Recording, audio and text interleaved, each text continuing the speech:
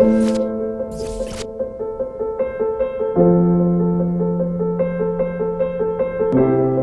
bonne gestion du diabète passe par une attention particulière des pieds afin d'éviter le pied diabétique qui est l'un des problèmes les plus pénibles des diabétiques. C'est donc pour vous épargner ces dégâts que nous allons en parler ce soir avec le docteur Elinga Bongo, diabétologue, et c'est sur Urgence Santé.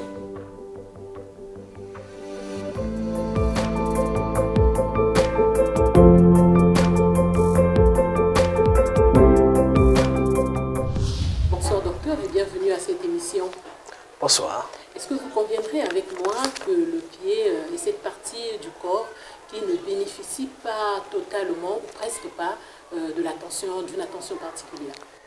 Bien, merci pour la question. Le pied semblerait, je vais dire comme ça au conditionnel, être cet organe qui semble peut-être négligé par certains, mais pourtant, si on voit bien, avant que la science aussi n'évolue, il s'agit de cet organe qui nous a aidés pour parcourir le monde. Donc, l'un des organes les plus sollicités. Les plus sollicités, en tout cas. On marche tous les jours et donc c'est un organe très important. Pourtant, pour certaines approches de négligence ou d'inattention, on peut arriver à causer des dégâts sur cet organe qui est le plus sollicité au quotidien. Et donc ça nécessite que réellement, dans certaines conditions, le pied soit un organe aussi attentionné pour qu'on n'arrive pas à perdre le pied, parce que si on perd le pied, on peut perdre la mobilité, ça serait quelque chose de très dangereux pour quelqu'un. Voilà. Alors, il est démontré que le pied peut être affecté par des pathologies les plus bénignes et les plus graves. Peut-on savoir de quoi il est question? Bon, alors, puisque cet organe est très sollicité, et donc réellement, en dehors du fait qu'il peut se heurter à un caillou, quelque part comme ça, donc les traumatismes, il peut aussi avoir des pathologies aussi minimes du pied qui sont dépendants de la façon dont nous l'utilisons. Donc aujourd'hui, notre façon de nous chausser peut aussi faire que nous traumatisons parfois le pied. Vous voyez, quand vous allez au marché choisir une belle paire de chaussures, les femmes aiment des beaux talons avec un pointu. Alors on se dit comme si l'homme décide de modifier ce que Dieu a fait. Donc l'anatomie du pied, qui est un pied avec 5 orteils, mais quand on met un pied dans une chaussure très pointue, on serre ce pied. On condense un peu les ce traumatisme permanent sur certains terrains peut être délétère. En dehors de ça, la façon dont nous utilisons notre pied, certaines personnes, nos amis, nos frères musulmans, tous les jours, ils se mouillent les pieds pour faire leur pied. L'ablution, là, pour aller à la prière, aussi peut rendre le pied fragile, parce qu'il devient très mouillé, voilà, et ça peut développer des lésions assez minimes comme des mycoses, quand surtout vous mettez le pied dans une chaussure serrée. Donc, diverses façons que nous utilisons notre pied, nous l'exposons parfois à des micro-traumatismes, nous l'exposons parfois à des petites pathologies qui peuvent devenir sur certains terrains graves. Alors, docteur, quels sont les symptômes de façon générale qui doivent ou amener à consulter? Alors, de façon générale, si nous sommes sur le pied, je pense que chacun de nous connaît ce que c'est son pied. Quand il est propre, il n'a rien, il n'y a pas une lésion ni au niveau de l'angle, ni entre les espaces entre les orteils. Déjà, quand on s'est cogné, on sait qu'on s'est cogné, on pourra retrouver sûrement un érythème, donc un pied qui rougit, qui peut faire une ampoule. Et ça peut, sur certains terrains spécifiques, nécessiter qu'on aille consulter un médecin. On a nos ongles qui sont propres. Quand on a des ongles qui deviennent un peu sales, ça perd son architecture normale, ce qu'on appelle par les onychomycoses. Ce sont des infections des mycoses de l'angle. Ça peut être, sur certains terrains, très dangereux. Les gens qui ont eu un statut d'immunodépression peuvent avoir donc ces ongles qui deviennent un peu anormales. Ils perdent aussi leur teinte parfois. Voilà. Et ça peut faire entrer donc une infection. Quand on a une maladie telle que le diabète, dont nous allons parler plus précisément, on peut donc avoir une lésion aussi minime comme une onychomycose qui peut développer une lésion très grave. On a des lésions de type pied d'athlète, que chacun de nous traîne souvent, les espaces entre les orteils qui sont parfois... C'est parfois la chaleur qui traumatise ça. Il y a comme une sorte de couche blanchâtre. Voilà. Voilà. Et nous conseillons souvent à nos patients, quand vous sortez de la douche, il arrive qu'il y a des gens qui ont orteils qui sont très coincés. Et quand ils les mettent dans les chaussures sans bien essuyer les espaces entre les orteils, l'eau qui reste avec la chaleur va commencer à léser votre peau et ça deviendra une lésion qui peut se développer et devenir grave. Donc des petites lésions minimes qui sont liées à notre habitude de nous chausser et qui sont liées à notre hygiène du pied, parfois qui n'est pas bien faite, et qui peuvent développer des lésions graves sur les terrains spécifiques. Alors ce soir, nous allons nous focaliser sur le pied diabétique. Docteur Ilenga, c'est quoi le pied diabétique? Alors, le pied diabétique, il s'agit, s'il faut dire spécifiquement, des plaies ou des lésions qui arrivent sur le pied du diabétique et ce, en conséquence à certaines complications du diabète. Ces complications exposent le pied du diabétique à être traumatisé, parfois de façon silencieuse. Il y a une atteinte des nerfs qu'on appelle par la neuropathie. Donc, plus vous vivez avec votre diabète, votre pied peut être atteint de la neuropathie et on peut... C'est-à-dire que vous perdez la sensibilité des nerfs. Exactement. On peut se traumatiser sans se rendre compte. On peut marcher sur un tesson sans se rendre compte. Après, il y a un autre problème, c'est la circulation sanguine. Donc, quand le pied perd ce problème de circulation sanguine avec ce qu'on appelle par l'artériopathie scientifiquement, on n'a pas le sang qui coule bien au niveau des pieds. Là aussi, une toute petite blessure au niveau du pied, qu'elle soit liée à un traumatisme ou avec notre problème des pieds, comme on a dit, pieds d'athlète, peut mettre du temps à cicatriser ou se compliquer. Après, l'autre facteur qui vient aggraver toutes ces complications connues, c'est l'infection. Donc, quand il y a une ulcération, une porte d'entrée, le microbe, quand il rentre, il va donc faire une réaction immunitaire où le pied va se nécroser, ça va se gangréner et ainsi de suite. Donc, du coup, le pied diabétique, c'est qu'on a peut-être ces complications qui existent, mais il y a un micro-traumatisme qui fait rentrer le germe. Ça peut être votre chaussure, votre propre chaussure habituellement que vous portez, qui fait que vous devenez quelqu'un qui souffre du pied diabétique. Donc, toute plaie qui arrive pour conséquence du diabète sur le pied du diabétique, c'est ça le pied diabétique. Alors, est-ce qu'il y a une façon spécifique ou particulière de reconnaître ce pied diabétique-là? Parce qu'il y a des personnes non diabétiques aussi qui développent des plaies au niveau du pied. Voilà. Donc, si vous n'êtes pas diabétique et que vous vous blessez au niveau du pied, il s'agit d'une plaie banale sur un pied. Maintenant, cette plaie, comme j'ai dit, on peut avoir des lésions spécifiques du genre mycose de l'angle du pied ou bien des pieds d'athlète. Chez tout le monde, on peut soigner classiquement.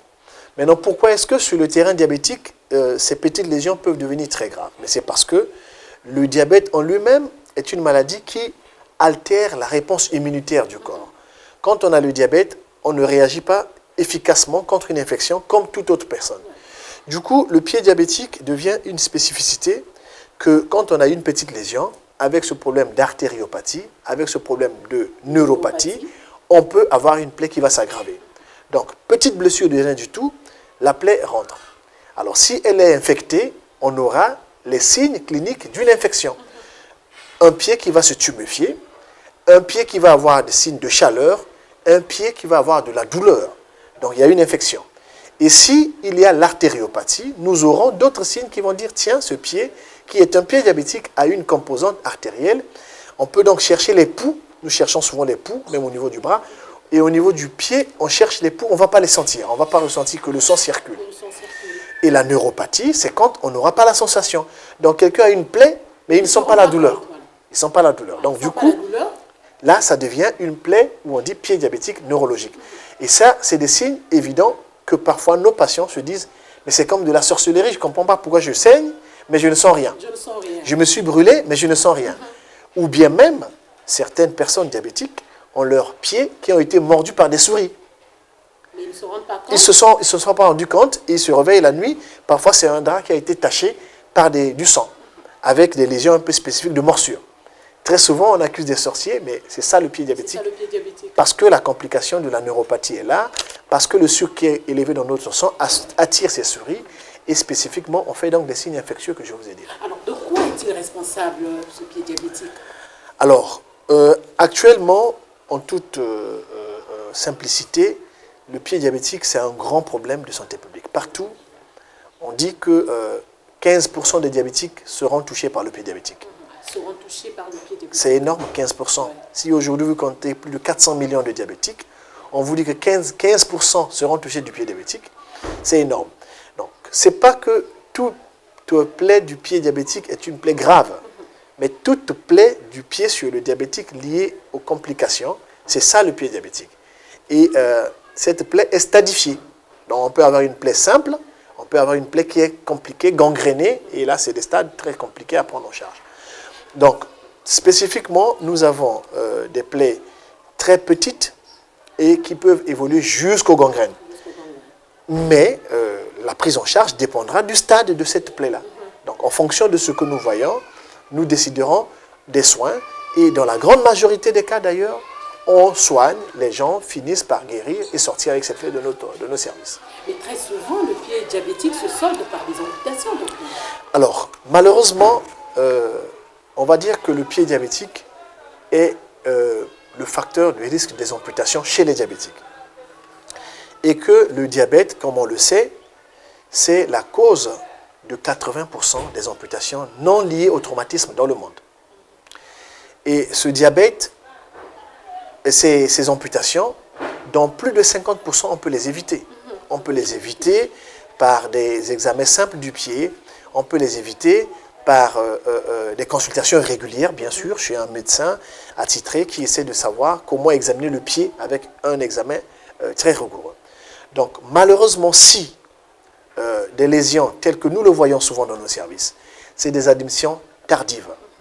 C'est des gens qui ont... Des gens qui viennent à l'hôpital très en retard, trop tard. Voilà, une lésion a commencé, on pense que ça peut évoluer avec une prise en charge au domicile, avec des soins qu'on a commencé soi-même, sans savoir que sa glycémie est peut-être mauvaise, et quand ça arrive au stade ultime des gangrènes, si c'est une gangrène, quand ça prend tout le pied, on ne peut plus conserver le pied.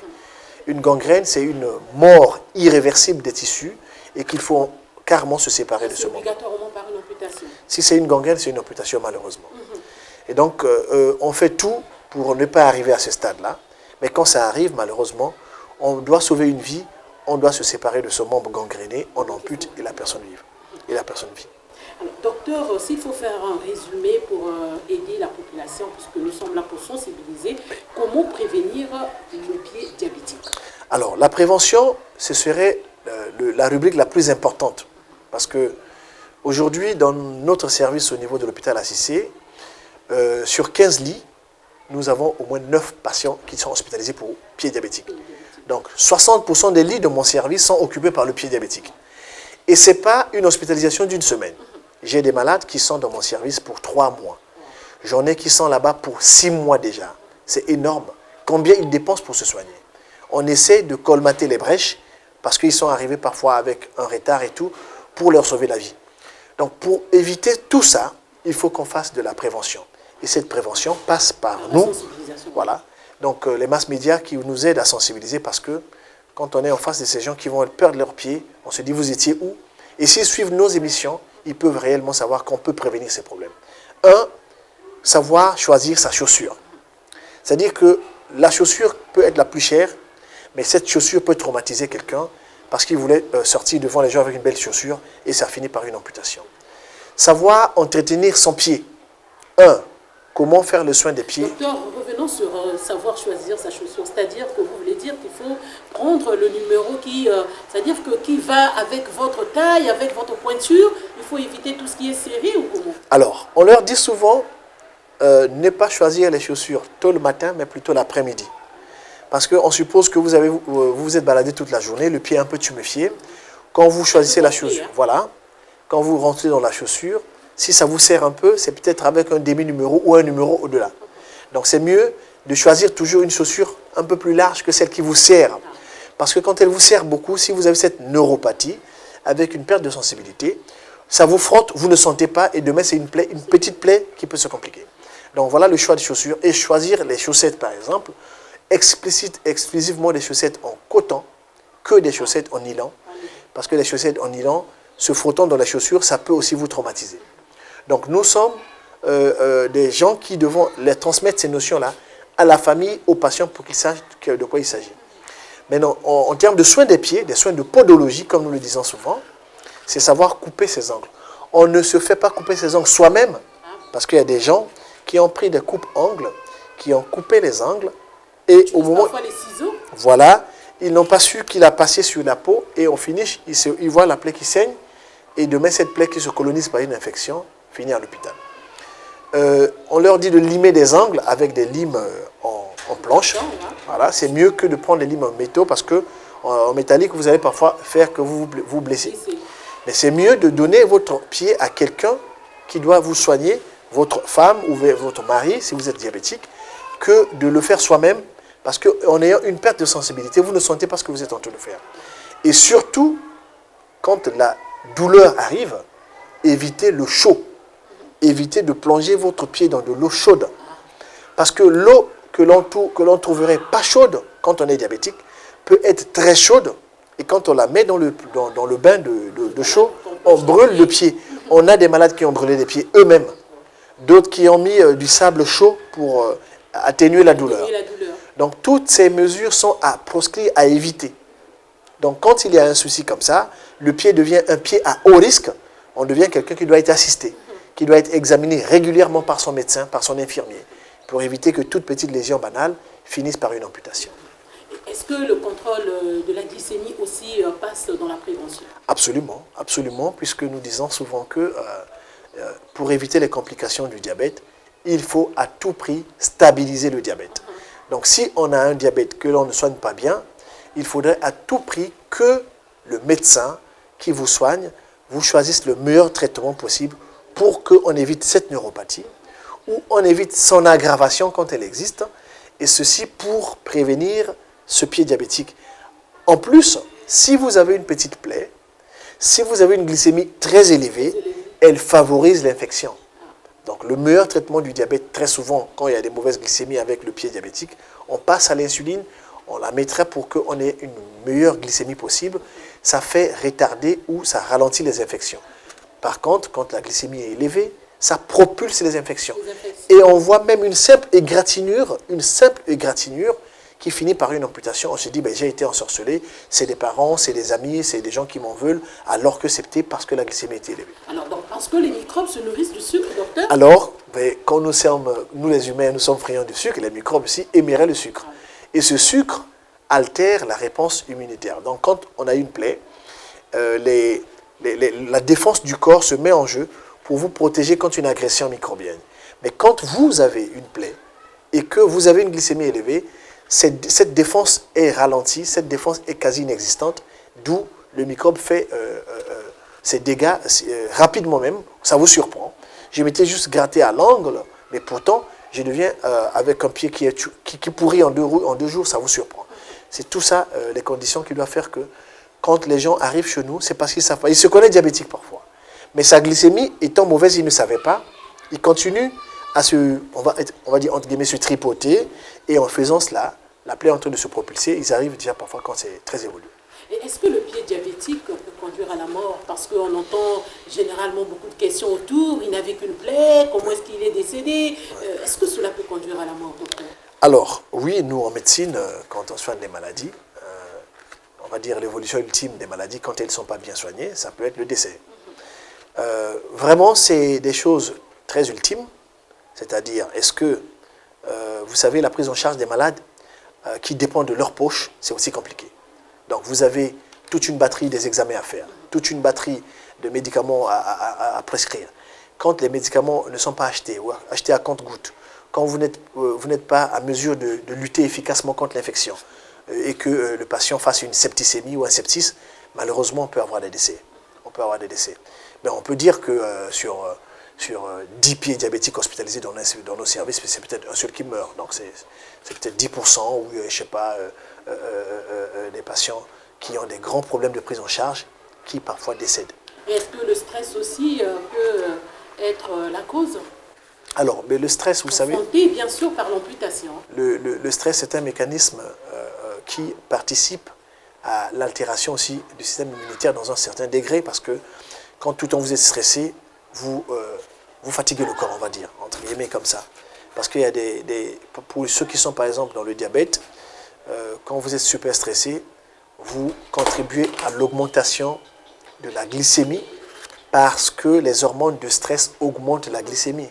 Donc du coup, on peut s'évertuer à contrôler votre glycémie par un traitement, mais le stress en permanence fait que le tout se fasse à l'envers. Donc ça devient aussi un facteur, bien sûr, parce que vous savez, le corps a une dimension physique, mais aussi la dimension spirituelle. Quand on a un patient que l'on soigne, quand psychologiquement il n'est pas très stable, nous n'avons souvent pas aussi des bons résultats. D'où parfois l'importance que dans nos services, il y a des psychologues. Les psychologues qui doivent leur faire accepter le traitement, la condition chronique de la maladie, ce qui est très important. Et est-ce qu'il y a des enfants aussi qui en souffrent ou cela n'est observé qu'au niveau des adultes? Alors, le pied diabétique peut arriver aussi chez des enfants. Mais on va dire chez des jeunes diabétiques, si on peut dire comme ça, qui ont peut-être un diabète très vieux, avec des complications, comme je vous ai dit, de la neuropathie, de l'artériopathie. Depuis que j'existe, depuis que notre service existe, ça fait plus de 10 ans déjà, 10 ans, on a eu une type 1, une demoiselle type 1 qui avait fait un pied diabétique, qui a perdu un orteil. Après, je pense que des plus jeunes, mais c'est beaucoup plus de type 2. Donc, parce que quand on dit diabète de l'enfant, c'est un type 1. Et donc là, il y a eu une conjonction des facteurs avec et l'hypertension et le cholestérol et tout ce qui peut faire que le pied fasse cette artériopathie, donc problème de circulation sanguine, ou la neuropathie. Mais le diabète, quand il vieillit, plus il vieillit, plus il peut avoir des complications. Neuropathie, artériopathie. Et ça peut emmener toujours un pied diabétique. Mais toujours est-il que les plus anciens que j'ai, qui ont 10, 20 ans de type 1, ici à Pointe-Noire, il n'y a presque pas de pied diabétique, mais on a eu un seul comme ça. Alors docteur, quelle est votre opinion sur la pathologie? Alors, sur ce problème de pied diabétique, je reprends que c'est un grand problème de santé publique et que ça n'appartient pas qu'à nous, agents de santé. Nous faisons tout pour que nous ne soyons pas débordés, puisque je dis 60% des lits, c'est le pied diabétique. Et si nous ne sommes pas débordés, c'est qu'on doit faire de la sensibilisation. L'opinion reste que c'est des choses évitables. Et si c'est évitable, c'est qu'on doit informer les gens. Si on en voit encore beaucoup, c'est que les gens sont très peu informés. D'autre part, c'est le mysticisme. C'est le fait que quand ça commence, on pense à toute autre pathologie, à toute autre situation qu'une situation qui peut être gérée à l'hôpital. Ça, c'est ce qui est mauvais. Donc, on pense, il y a une maladie qu'on appelle le mbassou. Le mbassou, c'est une maladie. Hein. C'est une maladie qui cliniquement s'appelle ulcère de Buruli. C'est une maladie. Quand ça arrive, première des choses sur un terrain diabétique, on peut dire que c'est un mbassou. Ce n'est pas un mbassou, ça peut être toute autre lésion infectée qui peut se compliquer. Et le temps que l'on perd à aller voir un tradithérapeute, parce qu'on pense que c'est un sort qu'on a jeté. Donc, l'opinion, c'est qu'il y a beaucoup d'ignorance autour. À part l'ignorance, il y a aussi la négligence. Un certain malade qui se connaissant malade, la lésion commence, au lieu de venir droit à l'hôpital, on commence d'abord par à gauche, à droite, des bizingas et tout, parce qu'on croit qu'on a une solution autre que celle de l'hôpital. Et c'est quand ça ne marche pas bien qu'on sollicite l'hôpital. Et l'hôpital, pour moi, ne devrait pas être le lieu de dernier recours, plutôt le lieu de premier recours. Dès que ça commence, je préfère qu'on dramatise pour emmener très tôt la lésion, pour qu'on la stabilise. Certaines lésions, d'ailleurs, évoluent vers une gravité parce que nos malades, quand ils ont une lésion, surtout au niveau de la plante du pied, ils continuent à marcher. Or, on ne devrait plus marcher. Quand vous êtes blessé, si vous avez une plaie au niveau de la plante du pied, vous êtes diabétique, pour que cette plaie évolue très vite favorablement, il ne faut pas marcher. Il ne faut pas marcher. On reste au repos, nous les hospitalisants, ils restent alités et au bout d'un temps, le corps, ça cicatrise. Donc, le plus longtemps qu'il se promène avec ces plaies-là, ça ne fera que s'empirer pendant des années d'ailleurs. D'où on vous dit que la plaie ne guérit pas, alors qu'elle guérit. Elle guérit. Oui. Et quand elle se complique, c'est parce que parfois, elle était toute minime, l'infection qui est rentrée jusqu'aux os. Elle touche les os. Et quand elle touche les os, ça devient une plaie qui suppure, qui donne du pus tous les jours, qui sent mauvais. Et on s'habitue à cela, alors qu'elle peut guérir, si et seulement si on vient très tôt et qu'on respecte le fait qu'il ne faut pas marcher. Et donc, docteur Elenga, vous êtes en train de dire qu'il faut consulter, ou qu'il faudrait consulter au moindre apparition d'un quelconque symptôme. Le maître mot reste celui-là. La consultation et le diagnostic précoce dans toute notre médecine nous permet de bien soigner nos malades. Dans toutes les maladies. Et dans le pied diabétique, c'est pareil. Nul ne peut prédire réellement que ça va évoluer à gauche ou à droite, dans le bon sens ou le mauvais sens. Mais ce qui est vrai, si vous arrivez très tôt, on contrôle très tôt votre glycémie. Si la plaie est infectée, on met très tôt les bons antibiotiques, on peut gérer la situation et ne peut pas évoluer à une gravité. Il y a des gens qui consultent les tradithérapeutes. Et je tire l'attention parce que l'un des premiers traitements des tradithérapeutes, c'est scarifier le pied. Là où je vous parle, j'ai des malades qui sont hospitalisés, qui ont perdu certains des pieds parce qu'ils ont eu ces simples scarifications que l'on coupe. Vulgairement, on dit l'ensamba. Donc ça va finir par emmener de l'amputation. Et on s'est dit, mais c'était juste une scarification. Mais quand vous scarifiez, vous ouvrez une porte d'ouverture pour que le microbe entre. Quand la peau est comme ça, le microbe ne rentre pas. C'est quand elle se blesse que le microbe peut rentrer. C'est super dangereux, ces petites pratiques de rien du tout que l'on a banalisées dans chaque coin de rue, mais ça finit par des amputations et c'est grave. Alors qu'on peut éviter. Docteur Elenga, un petit conseil à l'endroit des non-diabétiques à propos de la santé du pied. Alors, par rapport à la santé du pied, comme je l'ai dit déjà, l'un des organes les plus sollicités. Okay? Nous marchons tous les jours. On va dire que oui, ben, les yeux, ça nous sert à voir, c'est bien. Mais c'est les yeux qui guident nos pieds. On a vu pendant les événements tragiques de nos pays, les gens ont fait des kilomètres, des kilomètres, mais c'est grâce aux pieds. Donc, un organe très sollicité que l'on devait prévenir des traumatismes, d'accord, hein, quand on a eu une fracture, on se retrouve avec un plâtre, on va se retrouver immobilisé, on doit protéger son pied.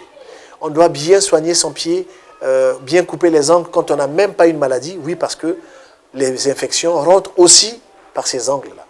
On doit éviter donc les pieds d'athlète, comme j'ai dit, qui sont aussi pourvoyeurs des infections.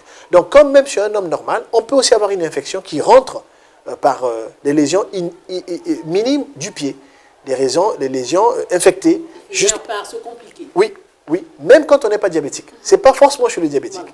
Voilà. Donc, il suffit de se gratter et qu'un microbe méchant rentre. Votre système immunitaire peut être aussi affaibli parce qu'on peut avoir d'autres maladies, hein, on peut avoir d'autres facteurs de risque et ça peut se propulser par une infection grave qui finit par, pas forcément des amputations, hein, par des longues hospitalisations, par des longues dépenses qui peuvent appauvrir nos malades. Donc, on aime accorder une attention particulière à cette partie du corps. Voilà. Docteur Elenga, merci. Merci beaucoup. C'est la fin de notre entretien qui a porté sur la santé du pied, notamment sur le pied diabétique. Merci de l'avoir suivi. Urgence Santé vous fait gagner ensemble. Merci.